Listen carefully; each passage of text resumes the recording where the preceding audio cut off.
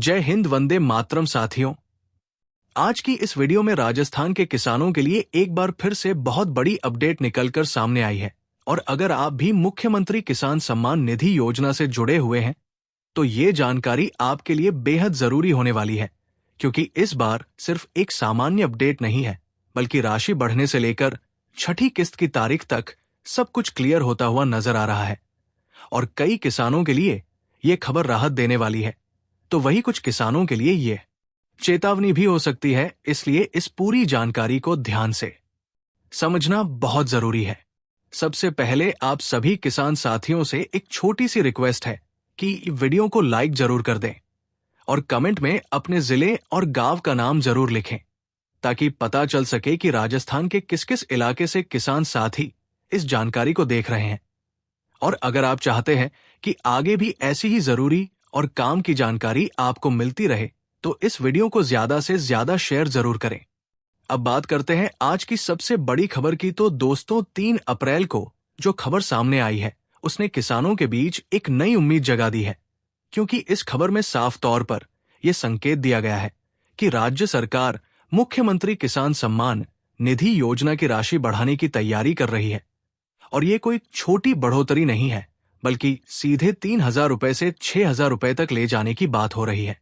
अब अगर आप इसे ठीक से समझना चाहते हैं तो पहले पुराने सिस्टम को समझिए। अभी तक क्या हो रहा था कि किसानों को प्रधानमंत्री किसान सम्मान निधि योजना के तहत 6,000 रुपए सालाना मिलते हैं और राज्य सरकार की तरफ से 3,000 रुपए सालाना मिलते हैं, यानी कुल मिलाकर 9,000 रुपए सालाना किसान को मिलता है।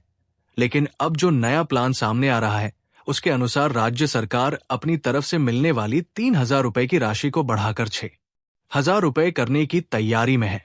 यानी अगर ये लागू होता है तो किसानों को 6,000 रुपए केंद्र सरकार से और 6,000 रुपए राज्य सरकार से मिलेंगे और कुल मिलाकर 12,000 रुपए सालाना मिलेंगे। और इसका सीधा फायदा ये होगा कि जो पहले 1,000 रुपए की किस्त मिलती थी वो बढ़कर 2,000 रुपए की हो सकती है। और जब पीएम और सीएम दोनों की किस्त एक साथ आएगी तो एक बार में 4,000 रुपए तक किसान के खाते में आ सकते हैं। अब दोस्तों, यहां पर एक बहुत जरूरी बात समझ लीजिए कि ये जो बढ़ोतरी की बात चल रही है ये अभी पूरी तरह लागू नहीं हुई है, लेकिन जिस तरीके से लगातार बयान सामने आ रहे हैं उससे ये साफ हो रहा है कि सरकार इस दिशा में गंभीर है और आने वाले समय में इस पर बड़ा फैसला लिया जा सकता है। अब बात करते हैं छठी किस्त की, क्योंकि इस समय सबसे ज्यादा इंतजार इसी का हो रहा है। तो दोस्तों, जो ताजा अपडेट सामने निकल कर आ रही है उसके अनुसार अप्रैल के आखिरी सप्ताह में छठी किस्त जारी होने की पूरी संभावना है। और कुछ सूत्र ये भी बता रहे हैं कि 15 अप्रैल से लेकर 20 अप्रैल के बीच में कभी भी भुगतान शुरू हो सकता है। लेकिन यहां पर आपको ये समझना जरूरी है कि पैसा एक ही दिन में सभी के खाते में नहीं आएगा। ये प्रक्रिया चरणबद्ध तरीके से चलेगी, यानी कुछ किसानों को पहले मिलेगा और बाकी को 2 से 4 दिन के अंदर मिल जाएगा। इसलिए अगर आपके पास थोड़ा लेट आता है तो घबराने की जरूरत नहीं है।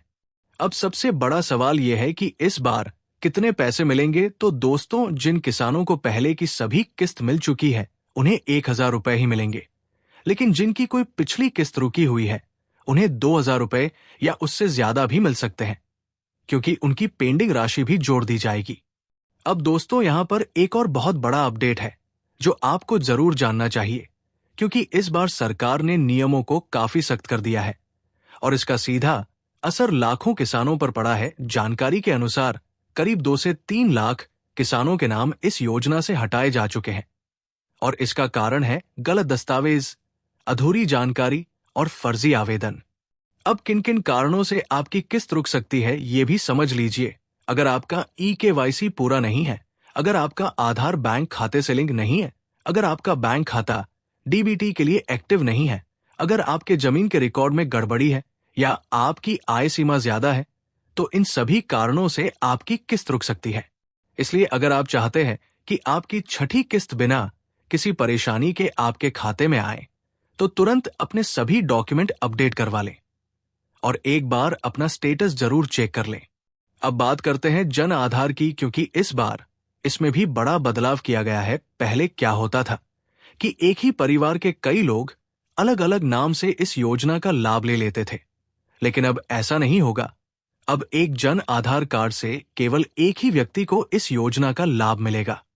अगर परिवार में अलग अलग लोगों के नाम जमीन है और सभी लाभ लेना चाहते हैं, तो उनके पास अलग जन आधार और अलग रिकॉर्ड होना जरूरी है, तभी उन्हें अलग अलग लाभ मिल पाएगा। अब दोस्तों, अगर आपको ये चेक करना है कि आपकी किस्त आएगी या नहीं, तो इसका तरीका बहुत आसान है।